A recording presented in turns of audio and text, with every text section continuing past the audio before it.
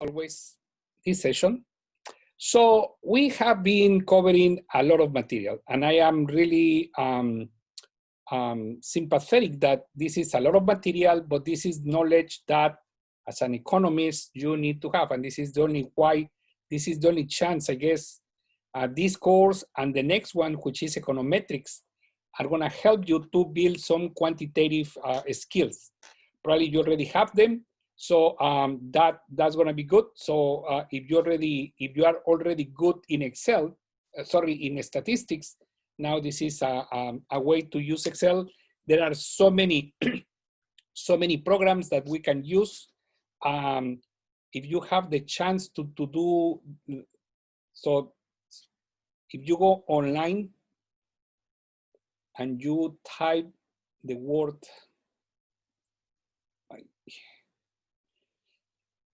R in your address bar, so you are going to find the links for the R project. So the R project is a statistical package that you really need to learn. So probably in future classes of statistics, I'm going to introduce the R project. So far, I guess Excel can do a very good job, and in many cases, Excel at the level that you are doing now, undergrads, is a very good idea. Next semester, many students are going to be using Stara, which is very good. I really recommend you to take your next course, which is called econometrics, very, very seriously. That's what an economist do. That's what economists do. So most of the things that we are analyzing, we are using software. So Excel helps you a lot.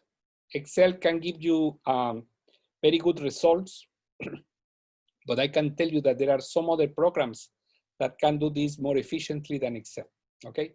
But today, Excel is the only thing we have, and I am assuming that many students have access to Excel. So for me, it's good that we're going to use Excel. So last class, we were talking about the range. We defined the range as the maximum entry minus the minimum entry. We also defined the deviation, and this is the deviation between the observation and the mean, either the mean of the population or the mean of the sample. So the deviations are always the same. The deviation of X is equal to the value of X minus the value of my mean, either the population or the sample. So I was explaining this in the previous class. So we computed, in this case, we computed the mean. So remember, the mean is very easy. You don't have to use your calculator. You just go to Excel, upload your data, copy and paste, or like, for example, in Sapling Learning, many of the files are already linked to Excel. So you just have to click, download it, and compute your values. For example, in this case, I mentioned that the mean, either the population mean or the sample mean, are always calculated with the same code. So here we are using the average. So let me do it again. Is equal average. So we highlight the array, which is all the information that we have, and then click enter. So my mean, sample mean, assuming that this is a sample of students, it can be also a population. Like, for example, I am surveying my students, and I don't have the students I teach privately. So those are the ages of them, and probably that is my age. So I can compute the value of my population. I don't have more than them. So that can be also a population. But in this case, we know that this is a sample. This is a very small sample. So remember, I introduce the code count to count how many observations we have, right? So, and we have 20. So we have 20 observations. So I'm going to be using this number. Remember, this is the sample size. I need to know the sample size. Even I can copy this sample size here. So here, sample size.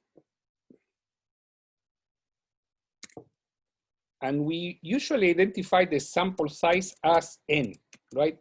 So that is the sample size. I can put n equal, and I already know that this is the sample size.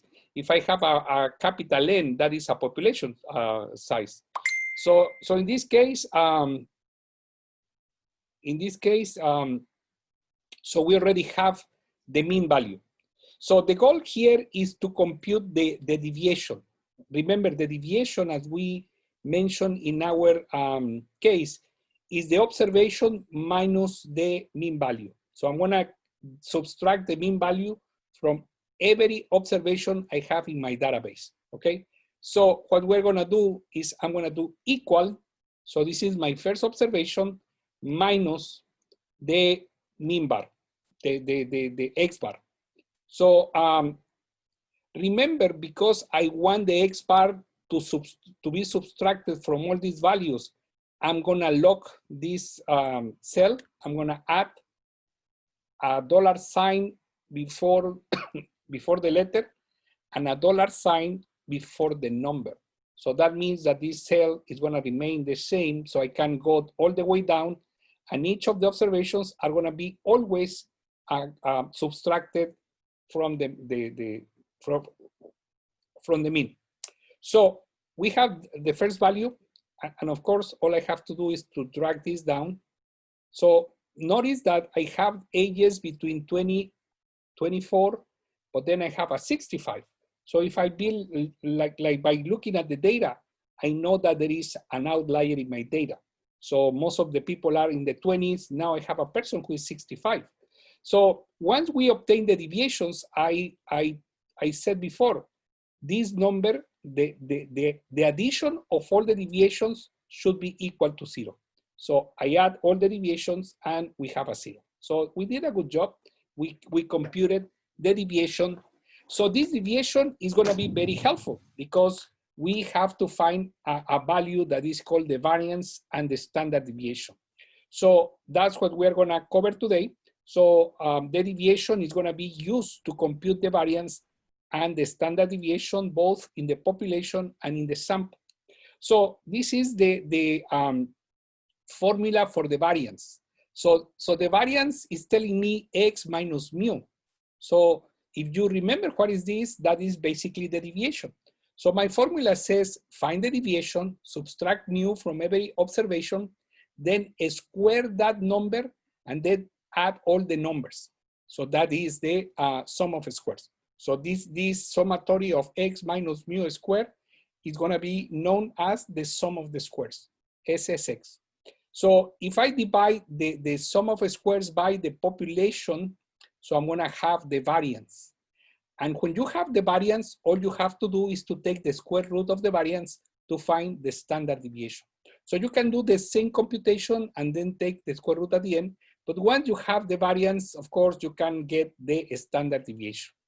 So if you have a variance that is 100, so very likely, or not very likely, for sure, the square root of 100 is going to be 10. So that is going to be my standard deviation. And notice, please, that we have sigma squared and sigma. Remember, these values are for parameters. So population parameters are very likely to be noted with a Greek letter. So in this case, we have sigma squared and sigma. So when you hear the word sigma, it's because we are talking about the population standard deviation. When you hear the word sigma squared, we are referring to the population variance. So in the same fashion, we're going to be able to compute the sample variance and the sample standard deviation. Basically, it's the same thing. As you can see, the sample variance is telling me to every single observation, you have to subtract the sample mean. So remember, X bar is the sample mean, mu is the population mean, right? So in this case, subtract the sample mean from every single observation and then square the number and then add all these numbers. The only difference between the variance, the population variance and the standard and the sample variance is that we have n minus 1. So that's what makes the population variance different from the sample variance. So if we are computing the population, we have to account for all the numbers. If we are computing the sample variance, we have to subtract one from our computation, from our sample size.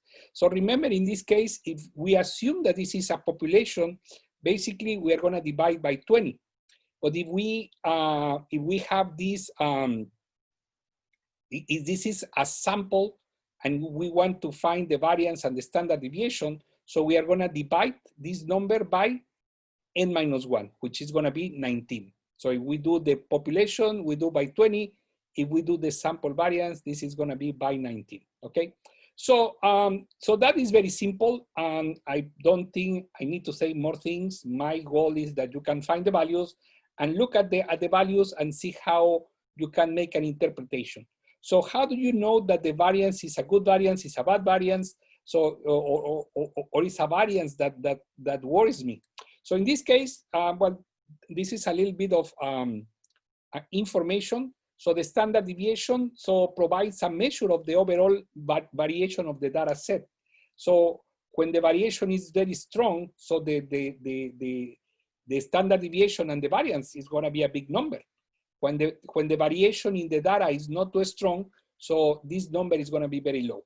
For example, the presence of outliers, so that makes the variance bigger.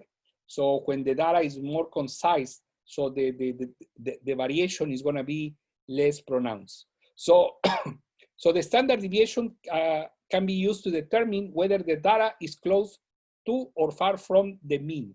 So that is a very good point. So in order to compute the variance in Excel, we are going to use this, in order to compute the standard deviation, we're going to use equal STDEV that, and here I put an X, but the X can be population or sample, right? So I'm gonna ask for the standard deviation of the population or the standard deviation of the sample.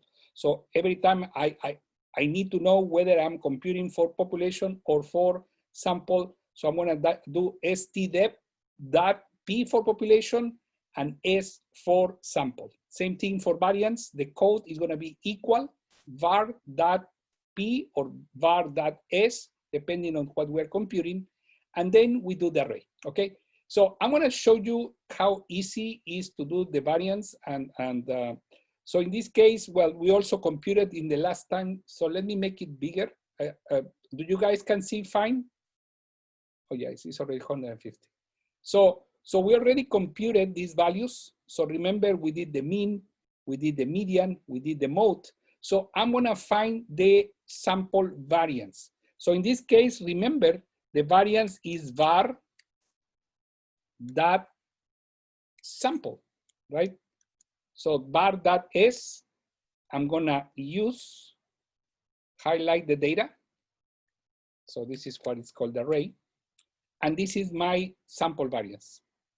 So my sample standard deviation, as we stated in the program, very simple, is gonna be equal STDEV. In this case, I want the sample standard deviation. I'm gonna highlight the same information. And I'm gonna find the sample standard deviation.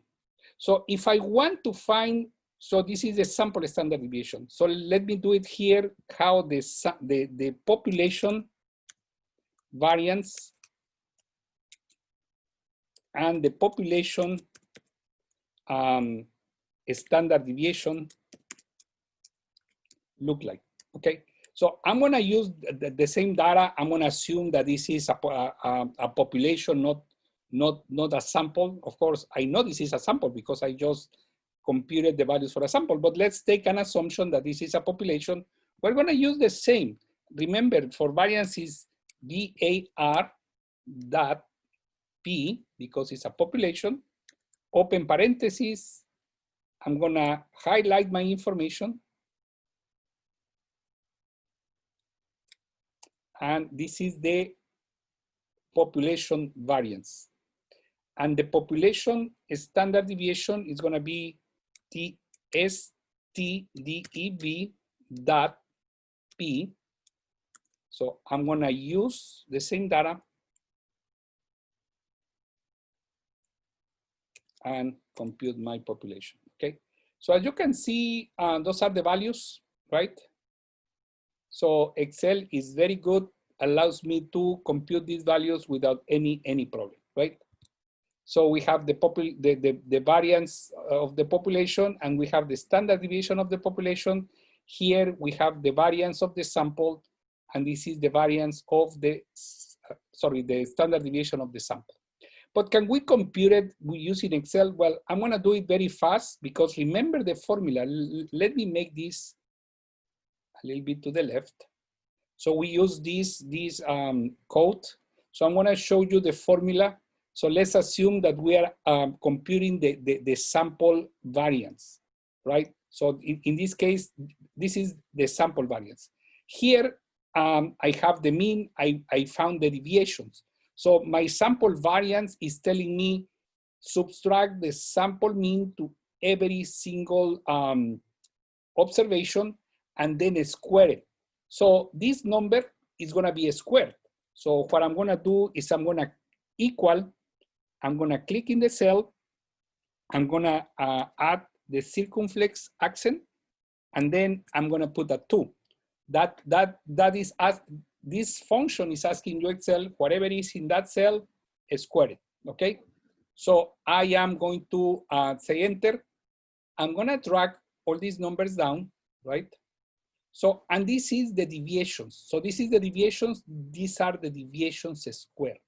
So that's what this is telling me. Compute the deviation for every single observation and then square it. So that's what we did. And then it says add them. So I have to find what is called the sum of squares. So here, we all know that this nice Excel function that is the summatory, you can see this on the top to the right. So you click the summatory when you click in the cell and then click in the summatory, and then you are gonna add all these numbers. So you add all these numbers. So here I already compute them. So as you can see, this is the sum of squares. So I'm doing this kind of if I was using a pencil and paper. So I'm gonna, I compute the deviations, I computed the deviations squared. Now this is the deviations, the addition of all the deviations squared.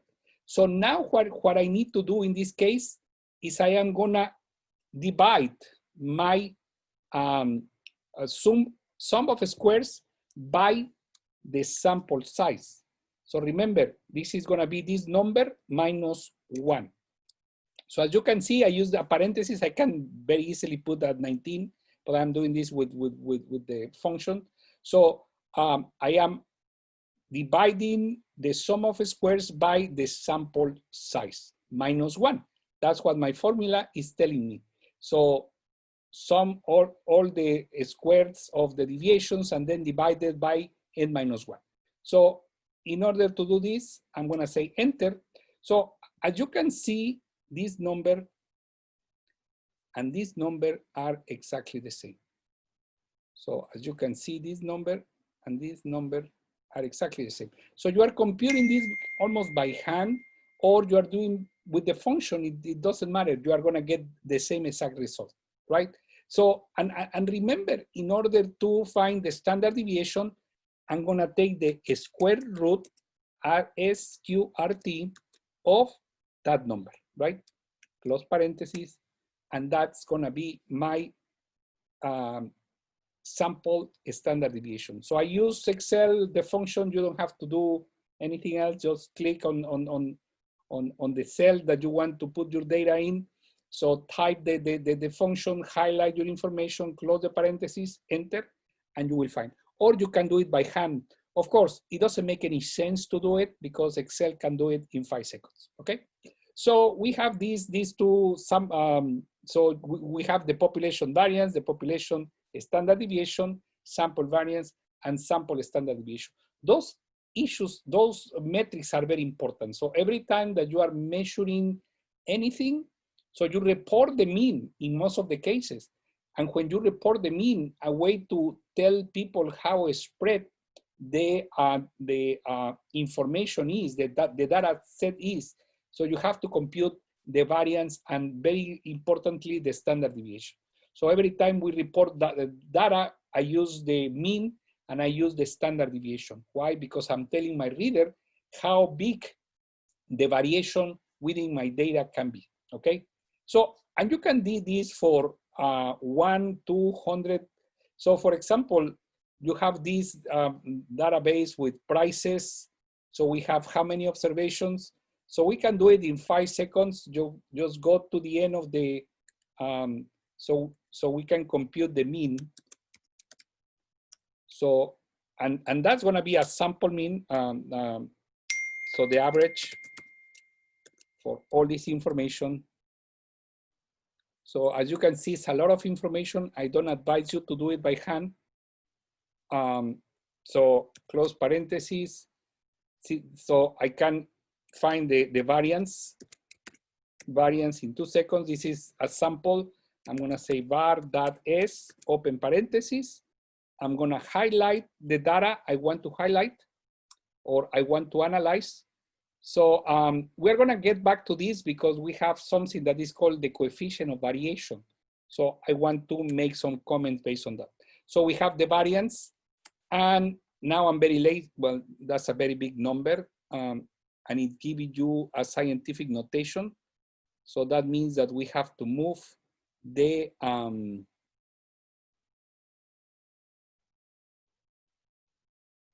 number. So as you can see, we have this big number. What you saw before is a scientific notation. If the scientific notation has a plus, you have to move the decimal point, whatever the number is after the E. In this case was 14. So my is 1 and 14 numbers before the any decimal point. So it's a big number. Of course, variances are sometimes hard to understand. But in this case, the standard deviation might give me a better idea. So in this case, I can either do the same thing or I just can say the square root of this number. Okay, so I can put even some commas here. I don't know how many decimals, so I'm gonna use comma. So this is kind of 10 millions, probably it has a meaning. So in this case, the standard deviation is very high. As you can see, it's almost 10 millions. Well, not really, it's 25 millions. Okay, so we will get back to this soon. So I hope you had a good look of this. I'm gonna make it bigger. So, so this file, basically what I did is I computed. So in many cases, I like to make a little nice squares here because I want to know what are the cells that I am computing so I don't get distracted or confused, okay? So, so we have these values. So remember, we computed by hand, technically speaking, and we got the same results. So the 9.880, same thing, by the formula and using, well, this is using the formula, this is using the Excel feature. So here we can also find, so in this case, we can find the minimum equal mean. So I want to know which one is the minimum. So of course, this data is arranged.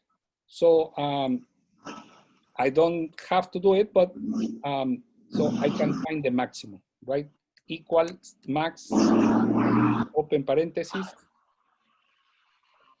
So, so remember when I am doing this also with my hands, I am pressing the shift and then the arrow keys. So, oh, okay, 65. I know that we can do it here. I mean, if you want to do it here, you can find the maximum and the minimum and tell me what are those values, okay? So, So we have these variance and standard deviations. So we have the formula, we have the Excel function. There are some questions here, you just can type them. Oh no, yeah. So you can type them and do the same. So just for fun. So we also have the standard deviation for group data. So in this case, remember our frequency distribution table, we have, so this is a frequency distribution table. So this is group data. So remember, we were able to find the mean, and then also we are able to find the variance, the standard deviation of our data. So that might be very important for us because we want to know, so how this data, how variable is this data? So in order to find the standard deviation for a frequency distribution table, so we have to find also the deviations, and once we find the deviations, we multiply this by the frequency. So, so the deviations squared times the frequency, then all these have to be added, divided by 1, sorry, divided by n minus 1. If it was a population standard deviation, which probably is not very common, is more like samples that we use for frequency distributions. So we are going to divide it by n minus 1. And remember, the sample, of course, so this is the sample standard deviation. So we are going to divide it by n minus 1, and then we're going to take the square root. So what happens here is that if I have a frequency distribution table, first of all, I have to find the mean. So remember the mean, we did it before. So in this case, we're gonna do exactly the same. So in this case, we can use group data. And remember, in a previous exercise, we used the midpoint. So in this case, this group data, these values, which are the x's, are categorical values. So this 0 means not exactly 0, means is a category. For example, when you are filling out these Likert scale surveys, you have like, for example, how satisfied are you with the movie? Oh, very satisfied, somehow satisfied. So in this case, we have 6, 7 different categories, or no. So this is the number of children in a household. So I don't have the lower and the upper limits. Here, I have data that has been categorized. So in this case, I ran a survey. I asked people how many children they have. So 10 of them answered none, 19 have 1, 7 have 2, 7 people have 3 kids, so on and so forth. So here, something that we need to know first is the sample size. So remember, we know how to compute the summatory of all these. So I'm gonna go back to my home. So I'm gonna click in the sigma. So this is the sample size. I have 50 people. So 50 people are answering this survey. So I will be doing my computations based on 50. So remember the mean of a frequency distribution table. So it's gonna be found by multiplying x times the frequency. So x is the random variable times the frequency. So this is the category that we are using, and this is gonna be divided by the sample size, right? So this is the mean, this is not the standard deviation. So the standard deviation, as we need to compute this mean before we can compute these values, right? So this is very simple. The mean, so what we're gonna do, I'm gonna multiply the 0 times my frequency. I'm gonna do all of them together, and then I am gonna add them, and then I am gonna divide x times the random variable times the frequency divided by the sample size. So in this case, it's 50. So remember, we have the formula for the mean somewhere up there. So remember, the mean is the summatory of x times F divided by N. So this is my mean value. And that makes sense because as you can see the highest bar, if we compute this, if we can graph this data, the tallest bar is gonna be somewhere in here, right? So this is the tallest bar. So I am expecting that the mean value of my frequency distribution is gonna be located near the highest bar. So that is telling me that the mean is gonna be located between 1 and 2. So those are the highest numbers we have. So so then we have the mean value. Now we can find the deviations. So the deviations is the x minus the x bar. So how far my x is from my x bar? So I'm gonna do equal x minus x bar. Remember, we are gonna put some dollar signs because this is gonna be fixed, this value. Every single x is gonna be subtracted from the mean. So we have these values. Let me make more decimals so we can see what's going on. So then we are gonna drag this down, right? So that is the deviation. If I go back to my formula, so I have the deviation, which means the observation, the x minus the x bar, then I'm gonna square it. So I'm gonna square it. This is gonna be this number raised to the power of 2. So those are gonna be the values. So my formula now tells me that I have to multiply the deviations squared by the f. F is the frequency. So what I'm gonna do here is I'm gonna multiply my x bar square, x minus x bar squared by the frequency. And the frequency here is 10, right? So I'm gonna do exactly the same for all of them. So now we have in the formula, so we have all this times the f. Now we have to find the summatory. So in this case, we are gonna find the summatory. So all I have to do is to click on my sigma. So that is the summatory, as we can see. So this is the summatory of all this. Now we have to divide it by n minus 1, right? So in this case, my sample size was 50, right? So I'm gonna do equal this divided by my sample size minus 1, which is gonna be 50 minus 1. So we can do it, 50 minus 1, okay? So that is gonna be the variance. But the question is, I want to find the standard deviation. What should I do here? Somebody can tell me? Of course. Root. Yes? I have to take the square root, right? Yeah, the square root. I'm gonna take the square root of the previous value. So that is my standard deviation. So I don't like too many zeros. I'm gonna make it a little bit smaller. So that's gonna be good, okay? So those are the values that I am gonna find. So once again, remember I found with this data, so just imagine that we don't have any of these things. So we have the X and the F. Here, if we have upper and lower limit, we can use the midpoint in order to find the X, right? In this case, this is a different data set. This is a survey where you are, instead of numbers, you are looking at different categories, right?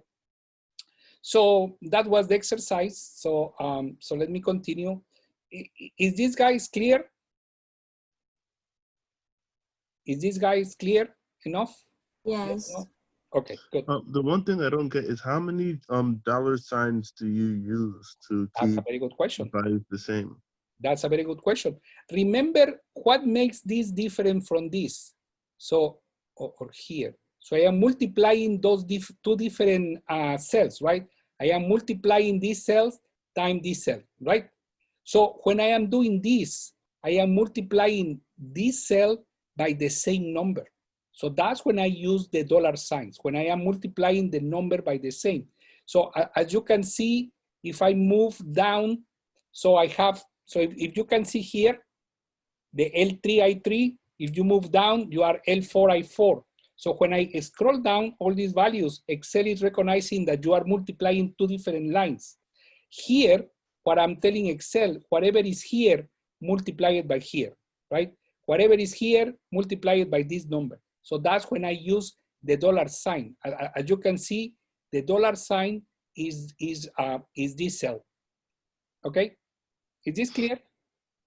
Okay, so but I have to put a dollar sign before, dollar sign after the column. Well, what happened is that's a very good question. Let me do it again. That's a very good question. It is worth, and you can see I erased I erased the column and everything became 0. Why? Well, because this is a formula. So I need to input those values. So what I'm gonna do, I'm gonna do the deviations again. Okay, so remember we have x, sorry, equal x minus my mean, right? So let me put this here. So this is the mean. So this is the mean value, right? So what I'm doing is I am subtracting the mean from the main observation. So what happens if I just go down here? That is not the result I want to see. Why? Because in the first case, I am subtracting E3 by J11. In the second, I am subtracting H4 minus 12. So I'm going down this path. So that's the reason if I want the true results, because every single X is gonna be subtracted from the mean. So I'm gonna use here, I'm gonna add a dollar sign before the J and a dollar sign before the number. So that is telling Excel whatever is here, just subtract it from here, right? So that's what we're gonna do. And if we go down, so that's what we get, right? So you can see that this is E3 minus J11, E4 minus J11, H5 by minus J11. So all the cells are gonna be subtracted by the same number. In this case, every single cell is being like, I am using L and L, which is here, minus I3. So this, right? So that's what I'm doing, multiplying. Sorry. Is this clear? Professor, thank you so much, because I tried to do it on the Excel sheet on Google Sheets and it wasn't working. Yeah, well, try this, because you really need in cases where you are, like for example, what this formula is telling you, each observation, subtract the mean from this. So the mean is gonna be always the same. When you don't use the dollar signs, you get numbers that are not accurate, okay? So try to do it, and if you have any question, let me know, okay? Thank you so much. Oh, my pleasure, my pleasure. I'm happy you guys are asking questions. So that's my job and makes me happy. So so I hope this is clear. You can see this. You can see what we did over and over. So so that's gonna be. So try to replicate this. I mean, in fact, that is the goal of doing the homework. Try to replicate what I did, and you have to come up with the same results. So if you don't get the same results, it's because something is wrong. So you can contact me and I can help. I hope. So continuing this, we are getting close to the end. So we have the sample standard deviation for a frequency distribution. That was the case. So this is a survey among 50 households. So they found the mean by multiplying the X times the F. The X is the number of children, and F is gonna be the frequency divided by the sample size. So we got 1.8. Then we built our table here, and then we did the X minus mean, the X minus mean squared, the X minus mean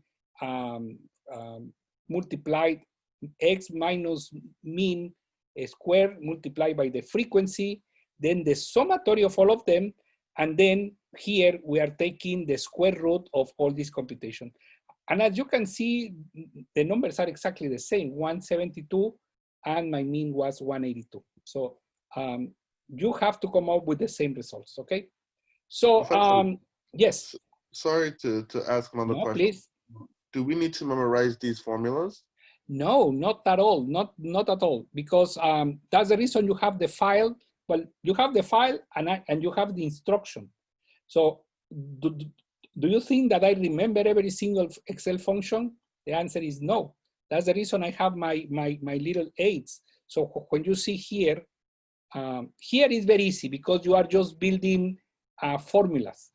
And this is the basic formula: multiplication, deviation, addition, subtraction. So the little trick is how to put the same number. In some cases, let's say that you can do the following.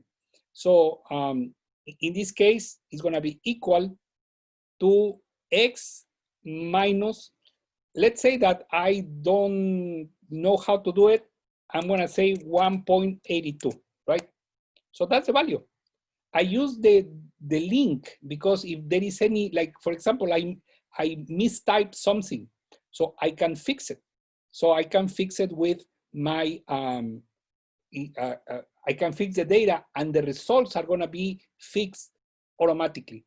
If I do this, I have to make changes. But so in this case, let's say that you don't know how to do the dollar sign, so you just type the value. So if you type the value, so you are going to do exactly the same and you're going to find the same results. Why? Because you are asking Excel to subtract the same number from the observation. So that's what you are avoiding by putting the dollar sign, that you don't have to type the number. Because this number, let's say that I realize that I made a mistake and here are 20 and not 7. Look at what happens everywhere. So things are going to change, right?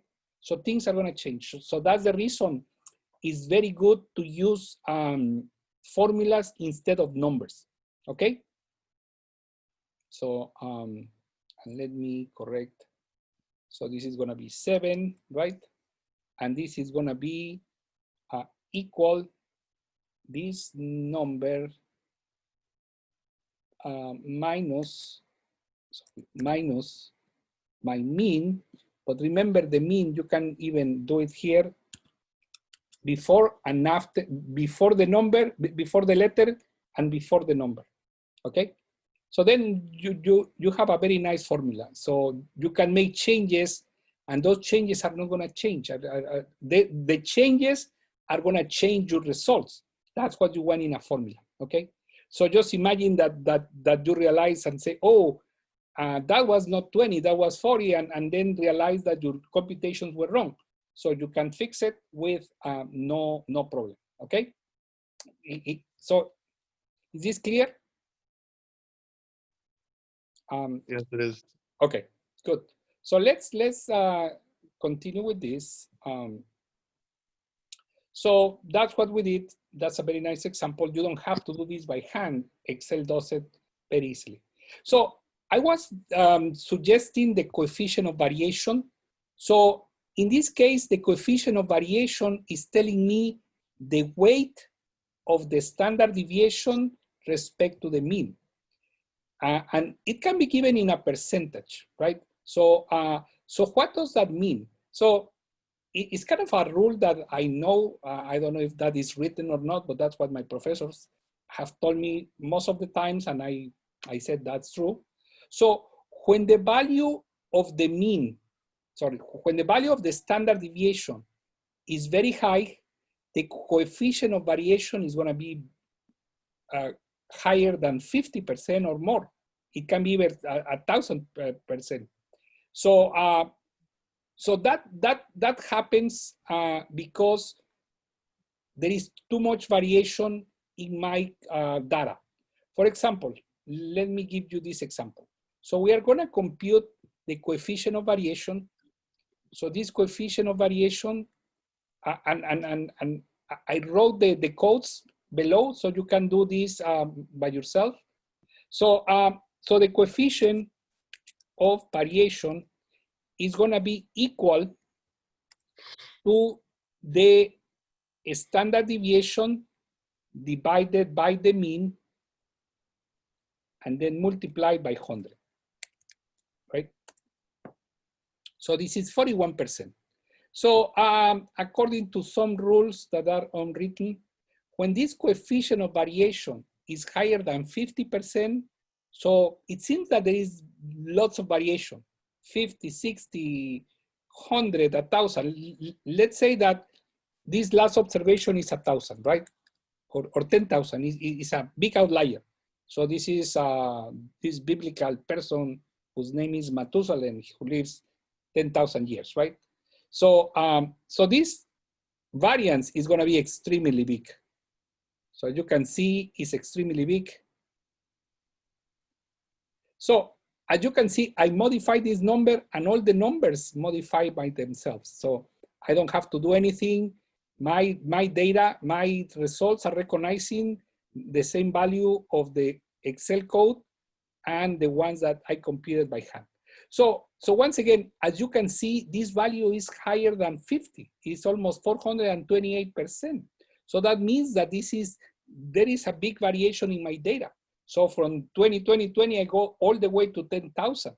So that is what the coefficient of variation is telling me. So going to 64. So 64 tells me that this is 40%, almost 40.5%. So when the coefficient of variation is higher than 50%, then we have issues of variation. Is that bad? Is that good? Well, it's something that we know. So why my mean is 20 and my standard deviation is 200? Well, probably if you are measuring income, so you are measuring the income of people in New York, of course. Mr. Bloomberg, Mr. whoever the richest persons are, they're going to get a very high number, and some people are going to get a very low income. So this coefficient of variation should be higher. So in this case, when the coefficient of variation is greater than 50%, we can think about issues of variation in the data. Is that good? Is that bad? No, it's something that we need to know, okay? So, so basically, we cover almost everything. So the last thing that I want to say, so if you guys are familiar with the CS course, so the CS course is a standardized way to express data. For example, we have two examples here, and those examples are very good. So they explain why we benefit from using standardized measures. So the CS score is one of the most important measures that we, it's very important. So the standard deviation is useful when comparing data that come from different data sets. So how do you know that the two different data are similar or not? They can have different means. One can have a mean of 100 and the other one a mean of 1,000. So 100 and 1,000 are different numbers. But probably looking at the standard deviation is going to tell me whether the numbers are different from each other, right? So we have the CS score. So the CS score, we are going to use the value minus the mean divided by the standard deviation. So, and basically the CS score is going to tell me how many standard deviation we deviate from the mean. So Adam, you raise your hand. Do you have any question? Yes, isn't the C score going to tell us which, is it going to reject, non-reject the test? Not at this point. That's a very good point. We're going to use hypothesis testing next time. Okay. Probably chapter number 5 or 6. That's a very good question. That's when we use the CS score. So we are going to use those values to reject or fail to reject certain hypotheses. Yes, that's a very good point. So far, we're going to see some applications of the CS scores because we can have data that can have similar values, but the standard deviation is going to be an issue. So we can see how different these values are, right? So we are going to be able to find the CS score by subtracting the mean from a random variable, certain value, and then dividing this by the population standard deviation. So we have an Excel function before I show you how to do it by hand, which is is very nice. So we have the Excel function that is called equal standardized. You have to include the X, which is gonna be the value, this value, then the mean, and then the standard deviation. You don't have to compute anything. It's gonna give you a C-score, okay? So for each data value, calculate how many standard deviations away from its mean the value is. So the formula value is mean plus some standard deviations times the number of standard deviations.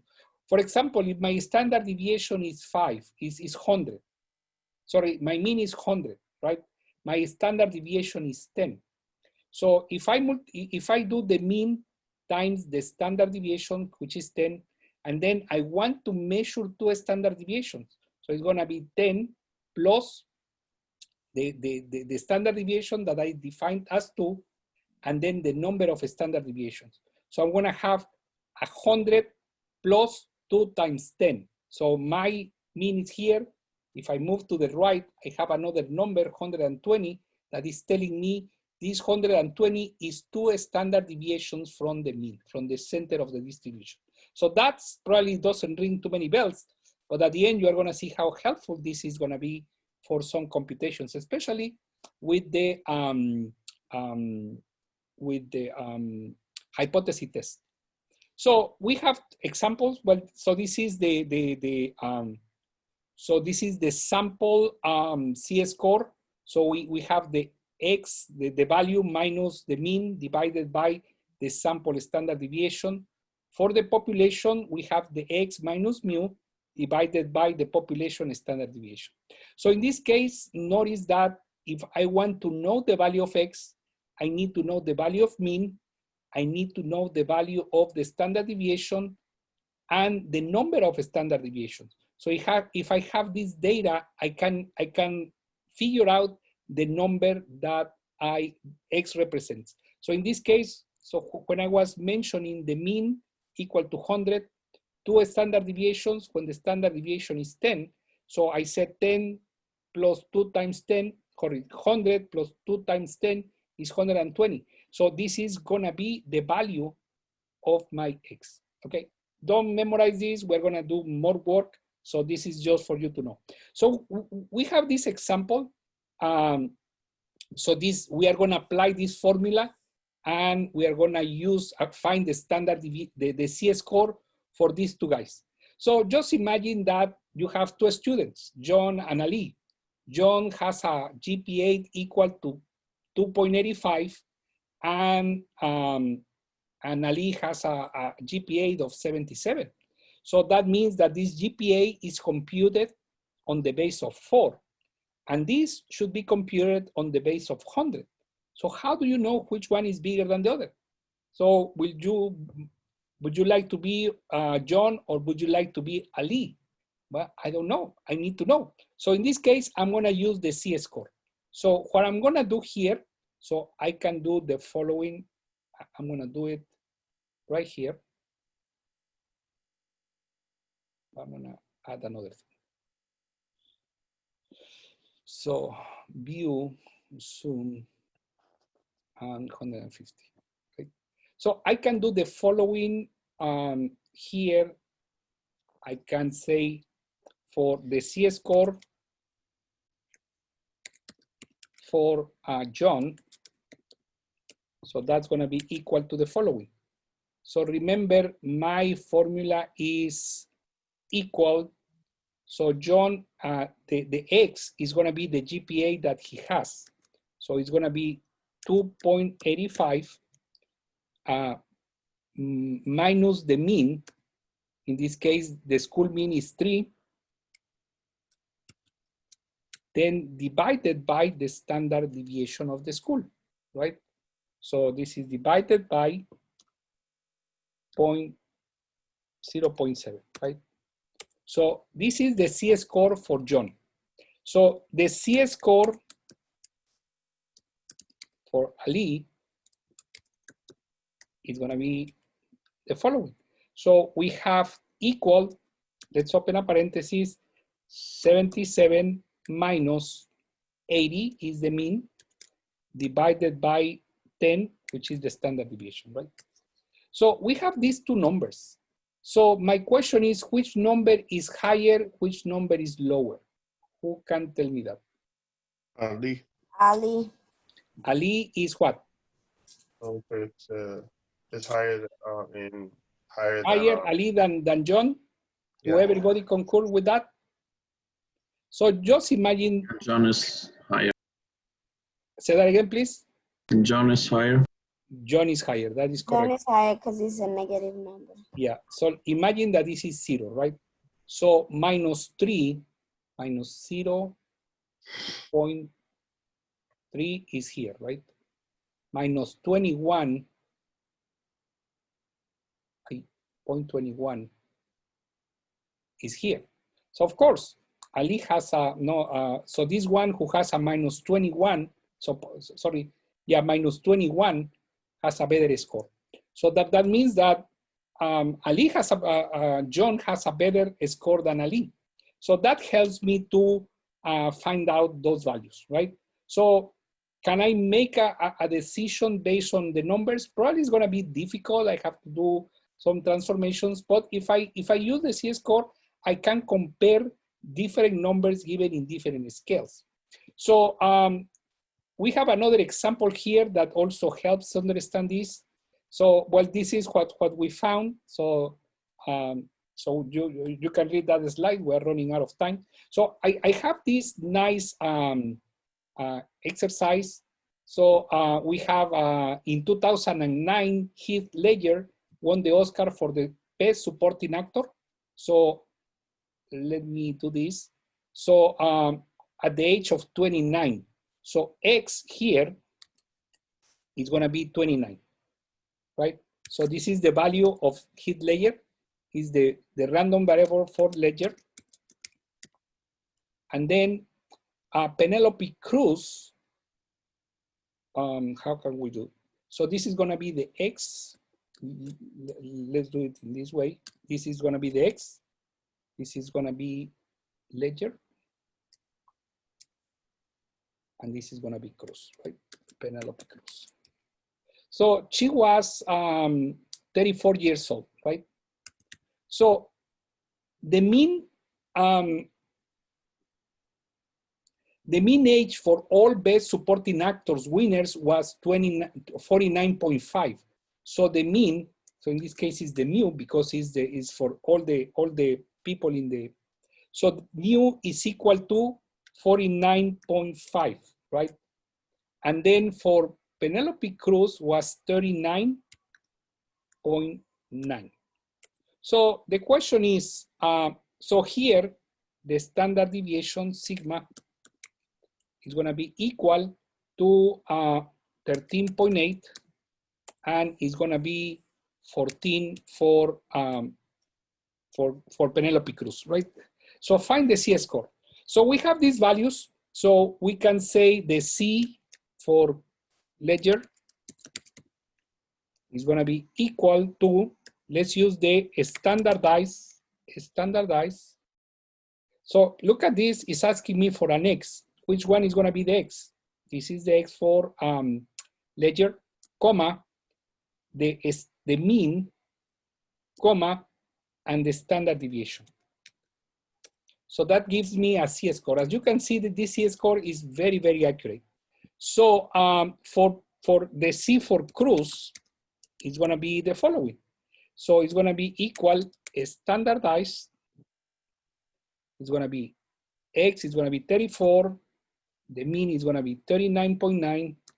And the standard deviation is 14. So we have two different values. So this Ledger, the age for Ledger is within 1.5 standard deviations to the left. So that is good. For Penelope Cruz is 0.4 standard deviations to the left. So of course, the question is, why am I doing this? So one of the questions that might arise is that, were they too young? Were they too old to get this award? Well, remember that we have the following thing. So we have what is called, well, So this is based on this graph. So the empirical rule. I hope you are familiar with the empirical rule. It says within one standard deviation, 68% of the data is within one standard deviation. So 95% of the data is within 2 standard deviations, and 99.7% of the data is within 3 standard deviations, to the left and to the right. So, and remember, this is very important. Anything that is located within 2 standard deviations is usual. So I don't have any issue with Mr.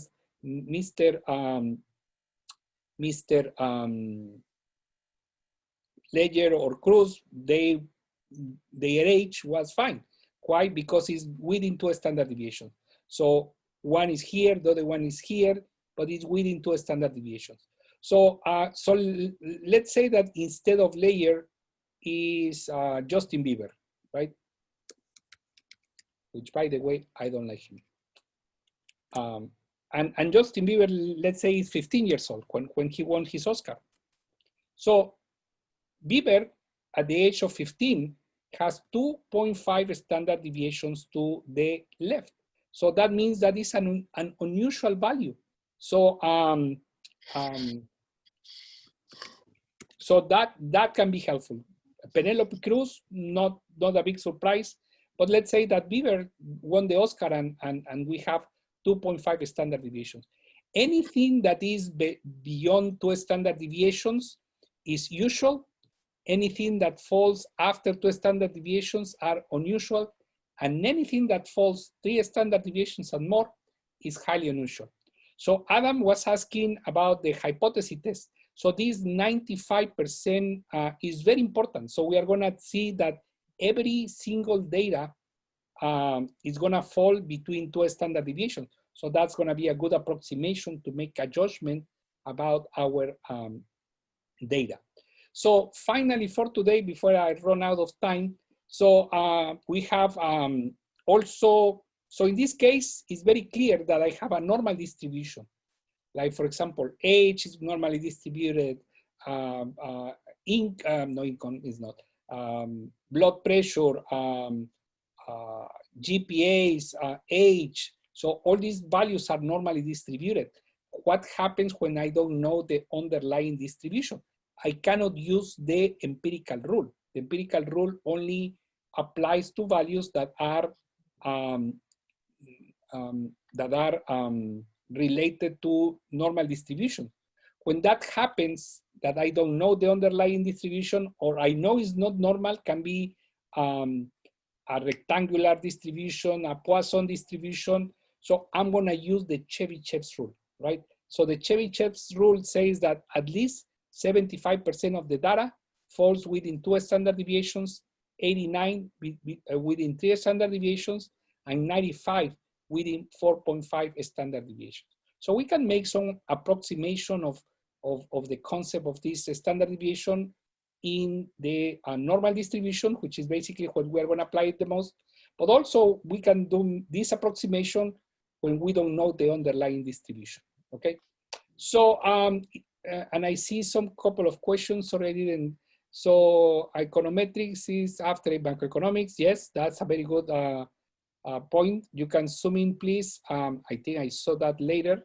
My X bar was rounded on my Excel sheet. Would the problem be incorrect? No, it doesn't mean anything. Like for example, if you have the formula here, I don't care how many zeros you give me, because I can see that this number is not a number, it's a formula. So you can make it smaller, as smaller as you can. So even one decimal, and if you say no decimals, it's gonna be 0. So, but make sure that the decimals are meaningful, because if you give me no decimals, so I said 0, that is not a value that I want to see. But if I say minus 0.21, yeah, that makes sense. So you can increase or decrease the decimal points. That is not a problem. But what I don't want to see here is that it happens very often. I give you the codes, I give you the values, and students just go and copy and say minus 0.21. So that is the result that they give me. So when I click in their cells, all I see is a number. I don't want to see the number. In many cases, I want to see the formulas, okay? So I hope it helps. And let me